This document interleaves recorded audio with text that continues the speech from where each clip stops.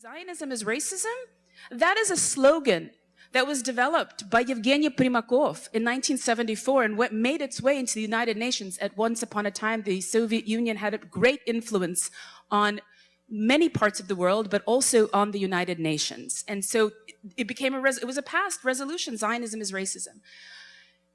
These people who are chanting, Zionism is racism, purge the Zionists, Israel is a genocidal state, Israel's our Nazis. They think that they've come up with these statements organically. They've been scripted for them by the Soviet Union, the subversion. It's unbelievable. We're going to hear from Einat Wilf very soon, somebody I admire deeply and greatly. We don't need to run the experiments. They have been run in the Soviet Union, in Poland, in the Middle East, where, this is her point, wherever anti-Zionism is allowed to fester, harm to Jews ensues. There's no need to run this experiment. We can, what is anti-Zionism? Is it criticism? Does it cross the line? We need to stop with that. And I want to introduce you to my three-era framework. In the year 2017, the great Rabbi Jonathan Sachs, he made a statement. He said that anti-Semitism, he says, mutates.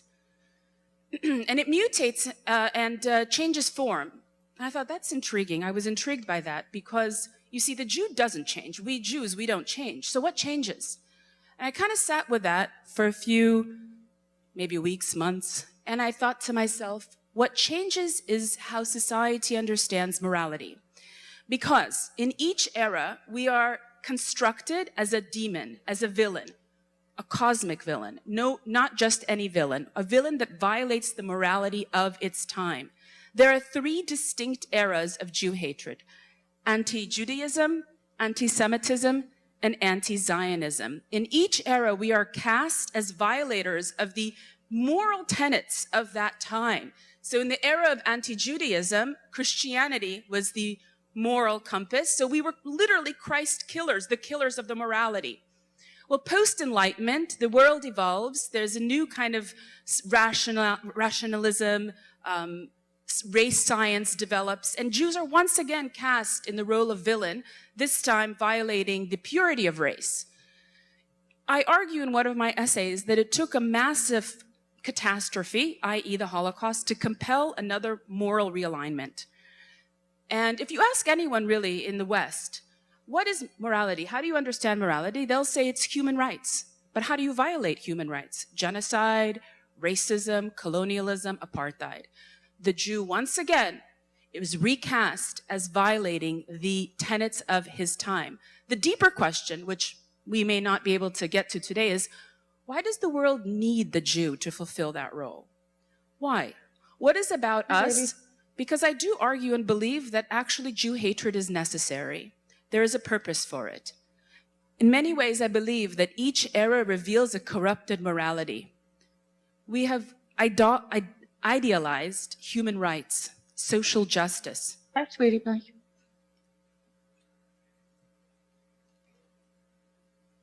It is a very difficult hate to confront. I call Jew hatred a virtuous hatred. No person, unless they're sociopaths, wakes up in the morning and says, I'm going to go and kill me this group of people. My dissertation was on Babi Yar and the Holocaust. I was more examining the Soviet understanding of how the Soviets suppressed Holocaust memory. But one of the most understudied periods and undertaught periods is Hitler comes to power in 1933. The systemic murder, I always tell my students, the systemic murder of Jews begins in 1941. So what's happening for 8 years? It's a very critical 8-year period. It's a cycle of libels. Each era has its own libels. So in the era of anti-Judaism, and libels are the delivery mechanisms. They are the ones that help to construct the demon out of the Jew. So in the era of anti-Judaism, it's Christ killer, blood libel. In the era of anti-Semitism, it is race polluters, globalists, traitors. And today, because human rights is what we think is moral, the violation is genocide, apartheid, ethnic cleansing, racism. And so it is a virtuous hatred. The people who buy into these demonizing narratives believe that they are rescuing the world. They really, really do. I'm about to welcome on stage Mr. Ben Cohen and Dr. Einat Wolf from Israel. Very excited. But before I do, I want to spend a few moments on the Soviet Union. I cannot give you an entire lecture on Soviet genealogy, but what's important for you to know is that after the Six-Day War, there was a vehement turn. The Soviets turned vehemently and began to, they began a demonization campaign, an anti-Zionist campaign. I want to mention that one of the most important scholars working on this is Isabella Tabarovsky, and this is from an article that she wrote for Tablet, but this is an actual picture from a May Day parade. I'm going to deconstruct that with you right now. This is from a May Day parade in 1972. If you could see, the children are happy and they're floating, but you see that ugly Jewish spider? Do you all see that? Yeah, and you go, wait, Dr. Leck, why are you calling this anti-Zionism? This looks like classical anti-Semitism. And you'd be right. But what you don't see are the words behind. So I'm going to tell it. It says, Sionism rujyo imperialisma, which means Zionism is the weapon of imperialism. And this is very clever. The Soviets were terrible at running their country, but they were brilliant at manufacturing propaganda narrative. They understood that there was an emerging worldview after World War II in which human rights were enshrined. And of course, the United Nations was like this. It became the church, if you're following my example. What they did there is they're kind of testing the market. They wetted this ugly Jewish spider with this new gloss, this veneer, this seemingly just criticism, political criticism type speech. And in that way, they got away with it. The other way that they got away with it is code switching. The wily Jew hater code switches all the time. The person who coined the term anti-Semitism is Wilhelm Marr. When I learned about this, I thought to myself, well, why did somebody have to create a new word for something that already exists? Judenhass in German, or anti-Judaism. Why do that? Well, he was very clever. He was very wily. He needed to sell this old hatred in a gloss. And you know what else he did?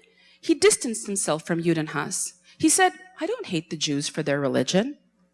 I don't think they killed Christ. I'm a man of reason. No, there's something else going on with the Jews. It's their race that's the problem. That's exactly what happened when I was an undergraduate.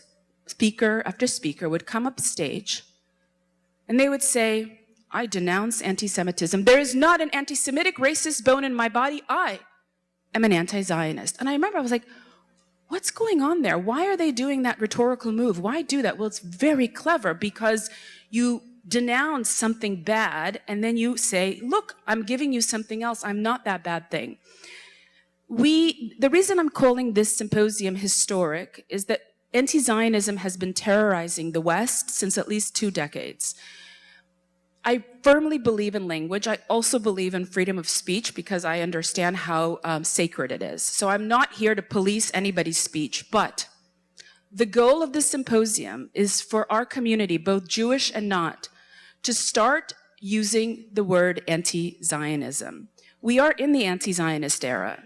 We're not in the anti-Semitism era. So when we go to college campuses and say, oh my God, they're chanting globalize the Intifada, this is anti-Semitic, the administrator doesn't quite understand why. They have been taught because of Holocaust education. Holocaust education has really taught us well to understand the second era. They have been taught that, how do you demonize Jews with, Heil Hitler, swastikas, race polluter? They don't understand. It is our duty, it is on us to have a paradigm shift. They call themselves anti-Zionists. That is the name of this disease. This is the variant that we are in. The longer we don't name them, the more they're going to get away with it. We must start naming this anti-Zionism. And with that, I'd like to welcome on stage my friend, Ben Cohen. Let me say a few words about Ben.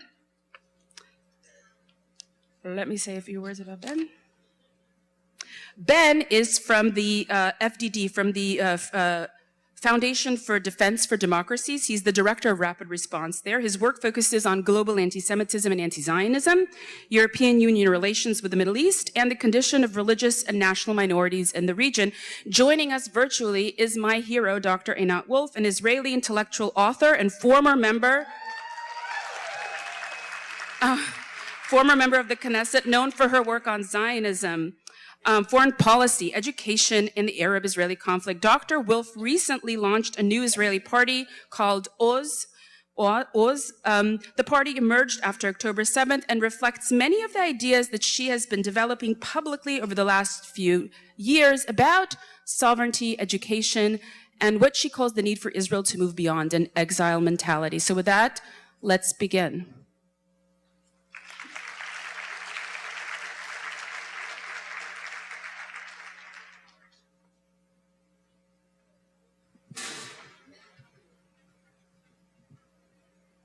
Oh, there we go. 1, 2. Hi, Ben. Hi, Naya. Good to see you. Good Thank to see you for that too. Generous introduction. You know, Ben joined me on my show, Don't Know Much About, to talk about what he's going to talk to you about in just a minute. Do we know if Dr. Einat Wolf is with us as well? She is. All right, amazing. So the first question is for you, Ben. I came across your work because of a report that you published for FDD on anti-Zionism in the United Nations. I want to ask you, how did anti-Zionism capture? It's an ideological capture, it's a worldview. Well, first of all, how do you understand anti-Zionism? And how did it come to the United Nations? So I think, Naya, firstly, you gave a wonderful and very cogent introduction as to what anti-Zionism is.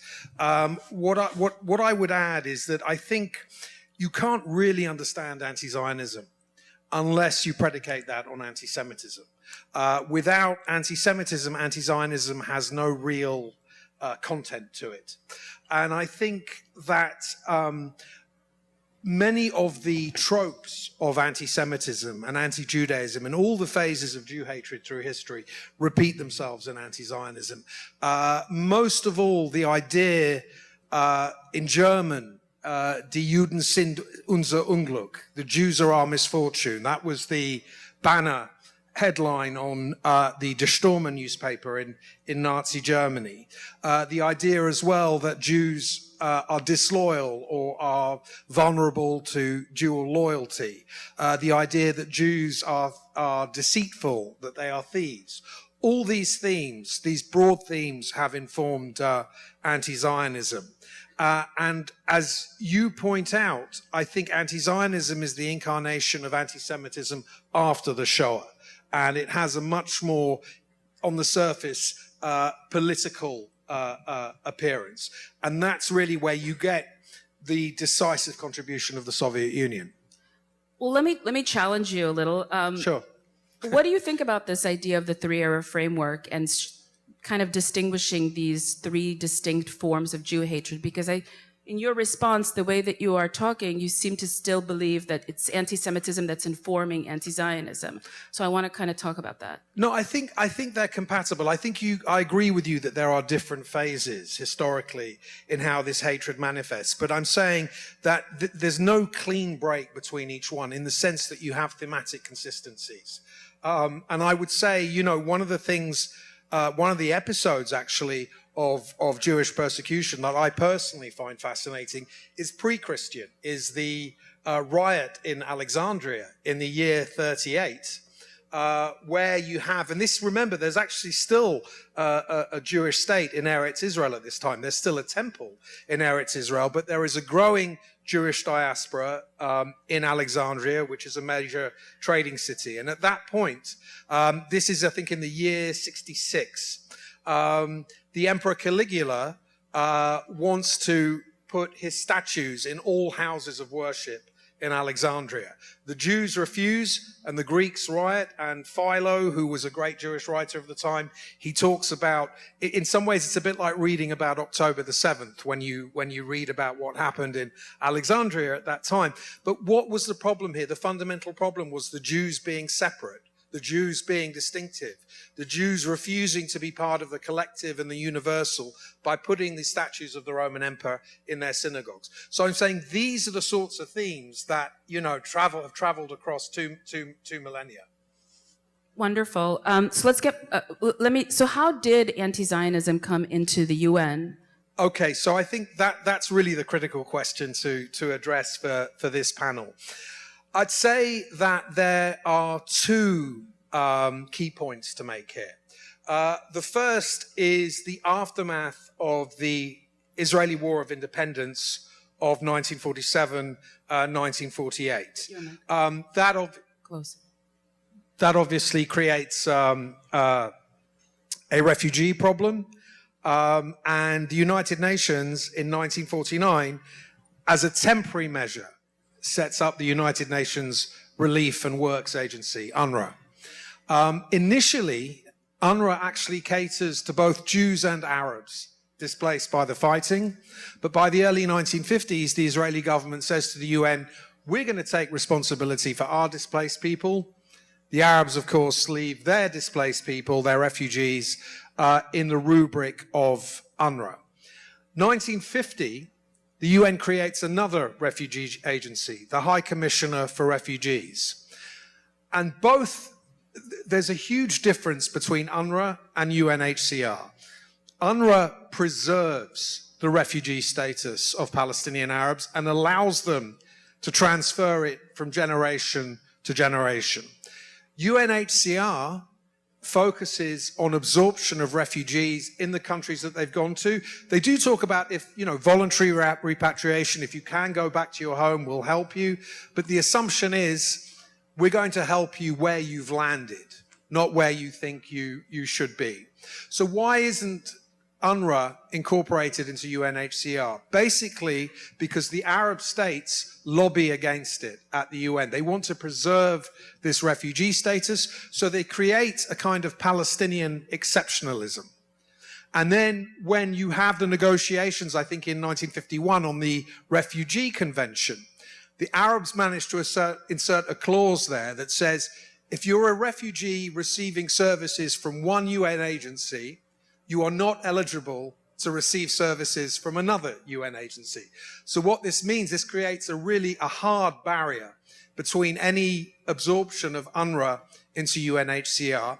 And so therefore it establishes this principle of Palestinian exceptionalism that still plagues the UN today. So that's the first pillar on which this is built.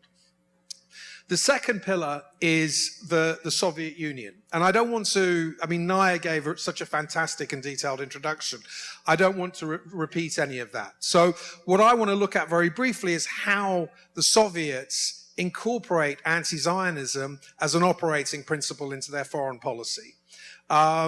So you first see it in 1965. This is 2 years before the Six-Day War, 2 years before the IDF takes control of Judea and Samaria. So there's no quote-unquote occupation at this point. Israel is still very much within the 1949 armistice lines. In 1965, there are negotiations going on at the UN on the Convention on the Elimination of All Forms of Racial Discrimination. And the Soviet delegates come up with a formula that we have to condemn anti-Zionism, anti-Semitism, Nazism, neo-Nazism, and Zionism. So Zionism gets demonized, on the world stage by the Soviet Union at the UN in 1965. I think what happens after that is that actually the Zionist-Nazi comparison, which we see so much today, funnily enough, it doesn't really work for the Soviets. It doesn't really mobilize their allies in the developing world. So they shift focus, right? Nazism is something that's already happened. Hitler is defeated, it's in the past. What do we have today? Apartheid. So at that point, from the late 1960s, and in the literature of Zionology, which Naya was talking about, these pamphlets and books that the Soviet Union churned out, they all have titles like Zionism and apartheid. So there's a very conscious effort by the late 1960s into the 1970s to connect the Zionist project with the institutionalized racism, the legalized racism in South Africa. Obviously, there are huge differences, not least the fact that in South Africa, the 90% of the population that is composed of black people and other non-whites is ruled over by 10% of people who are whites, whereas in Israel, there is a Jewish majority. So there's all sorts of reasons why that analogy doesn't work. But it basically establishes a route for the Soviet Union into the developing world. So throughout the early 1970s, you have Soviet-sponsored non-governmental organizations, and you have a series of UN-branded conferences that basically keep making this connection. Zionism and apartheid are the same. You then get to the crowning moment in 1975, November the 10th, 1975, which is probably, I mean, there's many infamous days in the history of the United Nations, but this is certainly a candidate for most infamous. The UN General Assembly, on November the 10th, 1975, passes Resolution 3379. And this declares Zionism to be a form of racism and racial discrimination.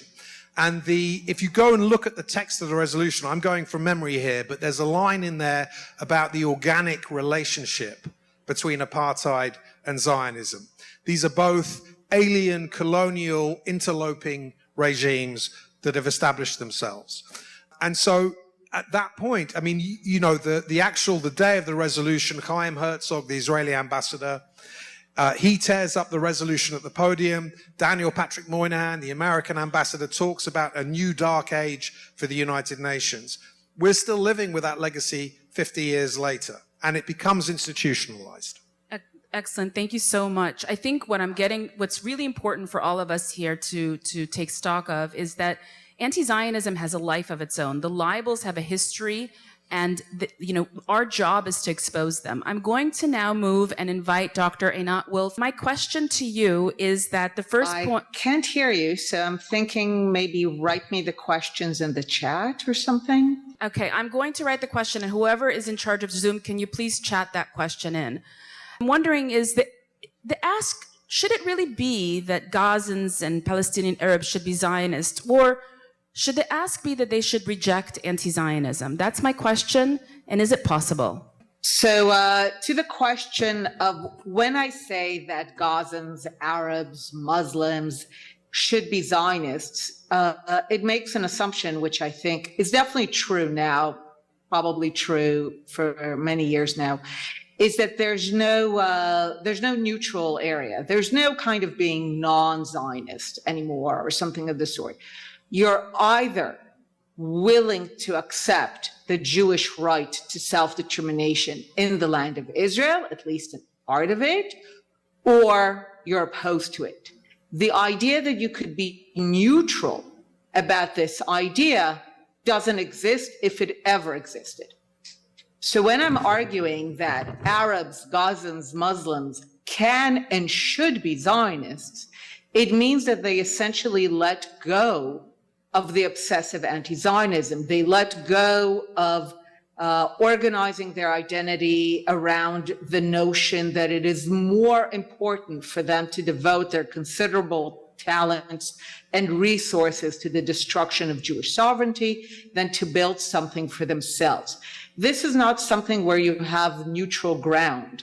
So either the obsession of anti-Zionism ceases to be the organizing principle of what I've come to call Palestinianism, of the collective identity of the people in Gaza, in Judea and Samaria, Jordan, around the world, or it continues to be their organizing principle, but there's no neutral ground. As soon as it ceases to be their organizing principle, as soon as they become a people who have a positive vision for themselves, which means they want to achieve something constructive rather than prioritize the destruction of Jewish sovereignty, then in my book, they're Zionists. They might not accept the term, they might not embrace it, but in terms of how I define it, that's what it means to be an Arab or a Gazan or Muslim Zionist. It means you have a constructive vision for your people and you no longer prioritize the destruction of Jewish sovereignty. So yes, I know it sounds provocative, a bit intentionally, but it actually means something very simple. It just means that the people of Gaza begin to choose a constructive vision for themselves over organizing themselves, diverting all their resources to the destruction of Jewish sovereignty in the land. Thank you. Thank you.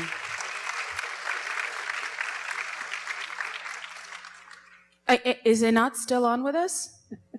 Yes. I really want to ask her this question. Thanks for letting me know. I really want to ask her a question, and whoever's manning the Zoom, please. Einat, I'm curious to get your answer.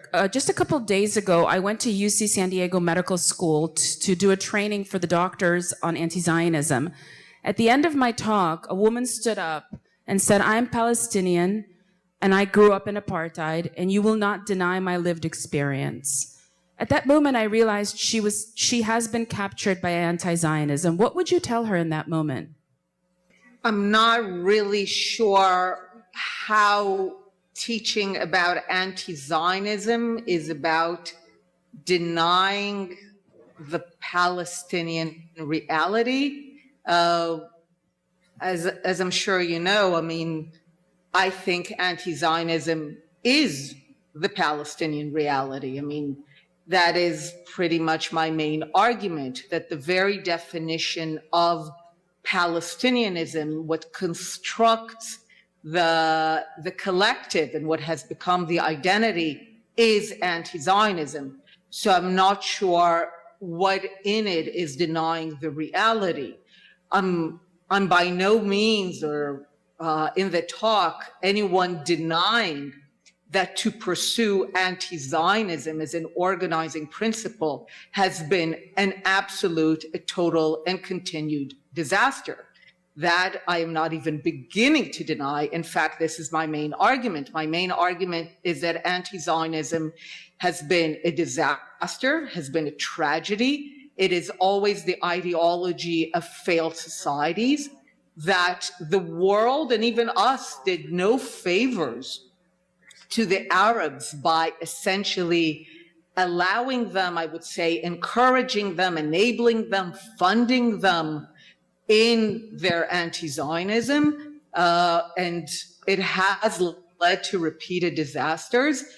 So I'm by no means denying it. You know, we're a day after the kind of the day that has been promoted in order to mark indeed the disaster of the Arabs and the land in pursuing an anti-Zionist agenda, in prioritizing the destruction of Jewish sovereignty over building for themselves. And yesterday I wrote a post about the fact that increasingly, with the insertion of the playbook of the word Nakba, disaster, we see the word ongoing. We see it also with genocide, ongoing. And this is a way to basically say it doesn't matter what happens at any given moment. It's in many ways the very existence of Zionism, of a Jewish state, of Jewish sovereignty, that is the ongoing disaster. And that's actually true. That is the tragedy of everyone, that by organizing Palestinianism, by organizing an entire collective supported and funded by hundreds of millions of people in the region and around the world around anti-Zionism, we have created a multi-generational tragedy. So for me, this is exactly the opposite of denying the Palestinian experience. It's about highlighting what a disaster, literally a disaster it's been to continuously pursue this horrific ideology. But it's exactly about highlighting how terrible it all is. Amazing. Thank you. Thank you so much. Thank you. I agree with you wholeheartedly. I just wrote an essay on this as well, but Nakba, The catastrophe, the entire catastrophe is that Israel exists. That's the catastrophe in the mind of the Palestinian Arab. Okay, so we are almost wrapping up. Final words from Ben, and then we will break. Okay, so I just want to complete the thought that I started in that second question, which is about the institutionalization of anti-Zionism at the United Nations. Because on the same day that the Zionism is Racism resolution is passed, you also have a series of other resolutions relating to the Israeli-Palestinian conflict. One of those resolutions creates the Committee on the Exercise of the Inalienable Rights of the Palestinian people. So you actually now have within the UN's political bureaucracy a dedicated committee pushing the line that Zionism is racism and pushing the Palestinian cause in the corridors of the UN. This is an early example of the institutionalized discrimination against the State of Israel at the UN, which is the necessary corollary of the Palestinian exceptionalism that I was talking about. And that builds up over the years. So now, for example, you have at the UN Commission on Human Rights every year a dedicated agenda item, item 7, looking at alleged Israeli abuses. No other country, not Iran, not North Korea, not China, none of the serial human rights abusers are subjected to this kind of scrutiny. Only Israel. You also have within the network of special rapporteurs, you have the creation of a special rapporteur for the occupied Palestinian territories. I know this one seems really bad, Francesca Albanese, but the ones before, Richard Falk, Michael Link, they were all pretty awful as well. She just happens to have, benefited from the timing of being the rapporteur after October the 7th, so her profile has been bigger. So in any case, we have to wrap up. So I never got really a chance to talk about how all this structure needs to be dismantled, but it is absolutely a priority to dismantle this anti-Zionist infrastructure at the heart of the UN, and it's something that we need the US administration and all democratic countries engaged in. Thank you so much. Thank you, thank you, thank you. Ben joined me on Don't Know Much About My podcast, so we spoke for over an hour, and he really, if you want to hear him more, please listen to that. One thing I don't want you all sitting here is thinking that you're on a lecture with this theory. The theory has an application. We at Stop Anti-Zionism issued a declaration naming anti-Zionism as Jew hatred. You're going to walk out with so many things in your mind today. What is important? What's not? Somebody asked me, what would you want everyone to know walking out? I want everyone to, I always tell my students, I wake you up in the middle of the night and you say, what is anti-Zionism? And you are not confused that it is criticism, that it is politics, it is the third era of Jew hatred, it's demonization. Sign our declaration. Get ready for an amazing day.